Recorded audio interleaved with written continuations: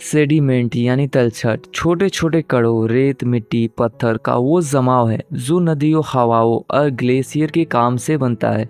यह धरती की डायरी की पन्नों की तरह है जो हमें बताते हैं कि लाखों साल पहले यहाँ क्या हुआ था, चाहे नदी का किनारा हो या समुद्र की गहराई। सेडिमेंट हर जगह धरती की कहानी लिखता है। सेडिमेंट का निर्माण चट्टानों के टूटने और बहकर जमा होने से होता है। पानी, हवा और बर्फ चट्टानों को खींचकर छोटे छोटे कणों में बदल देते हैं। ये कण नदियों, समुद्रों या रेगिस्तानों में जमा होकर समय के साथ पत्थर जैसे सैंडस्टोन सेल बन जाते हैं।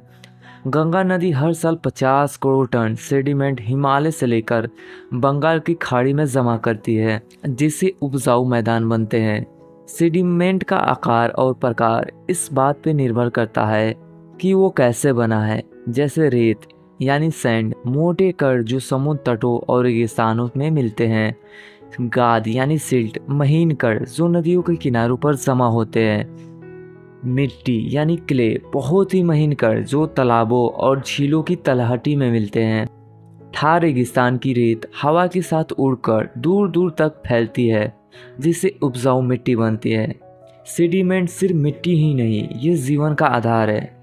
नदी द्वारा लाई गई तलछट जैसे गंगा यमुना का मैदान खेती के लिए सबसे अच्छी होती है।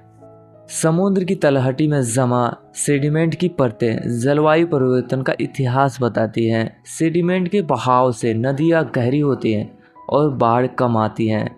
नील नदी का डेल्टा जो सेडिमेंट से ही बना है, प्राचीन मिस्र की सभ्यता का केंद्र था।